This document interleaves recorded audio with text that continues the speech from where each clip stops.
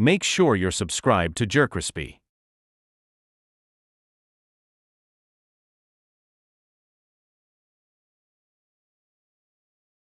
How to survive a awkward first date. Make sure you like, comment, subscribe, follow our social media on pop on the screen. And let's see what they got going on today. So 3 weeks ago, I took the final exam for my history summer course, and after I finished the test, I decided to take a walk around my college campus to decompress and enjoy my newfound freedom. Imagine you like that's your homegirl or some shit. I decided to take a walk around my college. Your homegirl be like, "Hey, what's up? How you doing?" And you see fire shit behind her. He said, campus to decompress and enjoy my bad, I ain't know you for a minute. my newfound freedom. As I strolled down the hallways, I noticed a cute girl sitting on a bench scrolling on her phone, and I saw an ISO opportunity. Alright, Rowdy, think of an excuse to go and talk to her. Got it. As I approached her, she looked up from her phone. Hey, do you know how transfer credits work? I go to a different university, and I'm wondering who I should talk to about that. Now, this was a real question. I had no clue how to transfer my credits from the community college to my university, but really, I just needed to get her yapping about something. Oh, that's cool. I go to a different university as well. Jackpot. I said, oh really, you're from around here? I study at UTD. She said, well, I'm from Frisco, but I go to OU. We start yapping about our respective colleges. I ain't lying to you, over with now. I go to OU since over with now. You know what go down at OU? You should know what happened to the last girl that went to OU. I mean, what happened? She ended up with a NFL player.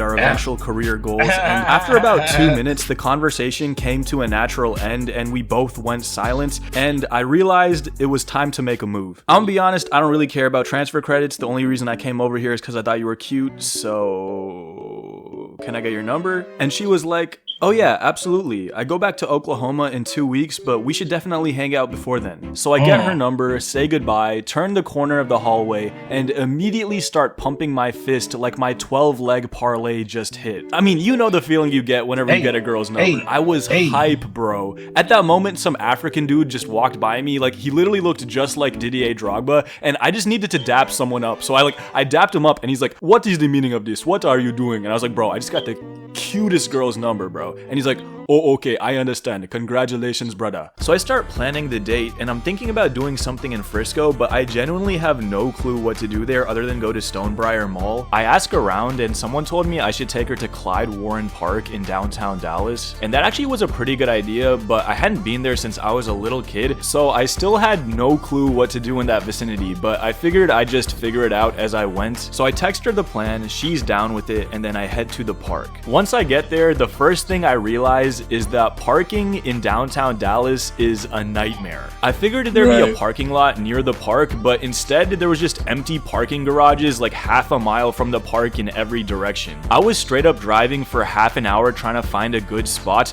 but eventually I just got fed up and put my car in some random garage, and the parking cost like 20 bucks for the night. I was getting fleeced out there. I start walking from the garage to the park where we were supposed to meet, and I immediately realized I was way too overdressed for this weather. I was wearing this super thick t-shirt and sweatpants. I was out there sweating, bro. Eventually I make it to the park, and she reaches around the same time, and we do the first date side hug. Then she tells me that she also had to park in some random garage like 20 minutes away. So basically we're both super hot right now. I didn't really know any restaurants in that vicinity, so I was just like, are you hungry? She was like, yeah, I could eat. I know this really good Italian restaurant by here, Little Italia. I was like, bet, let's go. So we start walking over there, and remember, it's still like 90 degrees outside. And on the walk, we have some basic small talk like what music we listen to, what classes we're taking for the upcoming semester, what extracurriculars we're in. It was a chill vibe. It was going well, and eventually we reached the restaurant. Okay. So you doing everything good, right? You hold the dough, right? You did all the other stuff, pay for the food and all that. Now you gonna do all that, man. If you don't, make sure you go ahead and put on that sad song, because she's not texting you back. If you don't do what I just say, don't hold the dough, don't pay for her meal, have a good spark up a good little long conversation, not too long, but a good conversation. So she feel comfortable, you feel comfortable, and then it don't make you, feel weird. Just ask what she like, and boom, boom, boom, and you could ask questions, and she asks you questions, and all that. And it looked like a nice place. I just remembered the girl at the front desk was reading a Bridgerton book. I thought that was a show or something. And she was like, no, it was a book first, and the books are way better. That has absolutely nothing to do with the greater narrative of this story, but now you know it. So have fun with that information. Eventually, we get seated, and she orders a pasta, and I order a pizza, and we keep talking, but we really couldn't seem to get past small talk. Like, most of our discussion revolved around our college life and like what concerts we've been to, which is like fine conversation, but it falls flat after a while, But as we eat, we start breaking out of our shells and opening up more, and she tells me that she's really into romantic comedies. Like, she's really into this movie 27 Dresses, and I'm into movies as well, but like more of the Martin Scorsese, Francis Ford Coppola kind. So I didn't really understand any of her movie references, and she didn't really understand any of mine, and she was more tuned into social media culture than me. Like, she was explaining what Labubus were, and she was telling me about Gigi Hadid pasta. I was like, this is fascinating information. So we finish eating, and I realized that it's go time, bro. Like, time to get serious, no more Labubu talk. So I get on my phone, and I Google scenic spots in the area where I can make a move, and the only thing I could find was this place called the Margaret Hunt Hill Bridge. I was thinking, ooh, that works. I was imagining taking her to the top of that bridge overlooking the lake at night and hitting her with that Sokka Princess Yue 1-2 special. As we leave the restaurant, she starts putting on lip gloss, and in hindsight, I'm realizing I'm the CEO of not picking up on signs. Like, she don't care about a bridge, bro. She's waiting for you to kiss her right now. But my head ass was like, you trying to go to this bridge? I hear it's really nice. And she was like, oh, okay, yeah, sure. The plan was we walk to my car, then I drive her to her car, and then we meet at the bridge. But then I realized I have no clue where I parked my car. All of these parking garages look the exact same, and I don't remember the location. That's why you're supposed to have the track on your car. See, y'all niggas lack about that. I'm telling you, when I get my first car, bro, I'm gonna have a tracker. I'm gonna have everything. And that girl wanted to kiss you, bro. Shoot, you can tell when a girl won't kiss you. And all that, you have good conversation, you spark up, she feeling it, she laughing.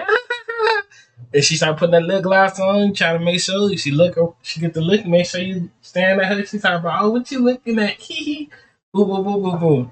And shit like that, At all. I was trying to play it off because I didn't want to tell her that I lost my car, so I was covertly checking my car location app, but that wasn't loading, so I just picked a direction and prayed it was the right one. And remember, it's still like 90 degrees outside, so we're out here sweating bullets, and I'm checking every garage we're walking by to see if it's the right one, and it's miss after miss. I just remember she kept putting on lip gloss during that walk, while my ass was out here looking for my car. I was clearly focused on the wrong mission at that moment. After about 20 minutes of walking, we finally stumble upon the garage with my car in it. We hop in, and now it's time to find her car because she didn't really remember where hers was either. So it took another 20 minutes of driving around to find her garage, and I thought that I should walk her to her car, so I parked mine in the back of a loading dock of a restaurant that was right by her garage. We hop out of my car, and she can't remember what floor she parked on. So we walk up like 4 floors, get to the top, and then she says, oh, so then we take the elevator down to the basement, hop in her car, drive back to where my car was supposed to be, and when we get there, the back of the loading dock is closed. Yo, what? I'm low-key tweaking, thinking I got towed or something, and my car phone app still wasn't loading its location. The girl is like awkwardly sitting in her car, and I was telling her, let me figure this out. I'll be back in a minute. There was a valet standing across the street, and I ran over to him and told him, bro, my car was in that loading dock, and someone closed it. Do you know how I can get to it? And he was like, dude, you need to talk to the security manager of the building. So I run around the building to the security office and I start knocking on the door. I look inside the window and nobody's in there. I was knocking on that door and waiting there for a solid 10 minutes before the security guard came to the door. I told him that I parked my car in that loading dock because I needed to walk this girl to her car and it's closed. Can you please open it for me? And he was like, yeah, I got you. So I run around the building back to where my car was supposed to be, and sure enough, the garage is open and my car is there. there, and I breathed the biggest sigh of relief of my life. Then I turned to the girl and say, "You still down to go to the bridge?" And she was like, "Yeah, sure." So I hop in my car and start driving to the bridge, and of course I miss an exit, and because Texas highways make no sense, that added an extra 10 minutes to my drive. But eventually I get there, and she's waiting for me, and we walk up to the bridge, but when we get to it, there's a security guard waiting for us, and she tells us, "The bridge is closed for the day. I'm sorry, you can't come in here." At this point, I just start laughing to myself because everything that could go wrong is going wrong right now. Like, real talk. At that point, I would have just said, while we walking, I said, "Hey, thought you was cute and stuff. I wanted you to know this my birthday. It's not crazy, but what she gonna say? What you gonna say? Hold up. Oh, you got something in your face." Mwah! We walk back to our cars discouraged, and at this point I'm thinking, might as well pull it from half court. So I turn to her, look at her in her eyes and say, "You want to make out in my car?" And she was like, "I've been waiting for you to ask me." So we did, and that's how you survive an awkward first date. We eventually went on a second date, but that's a story. Oh yeah, part 2. We're watching that part 2. Part 2. For a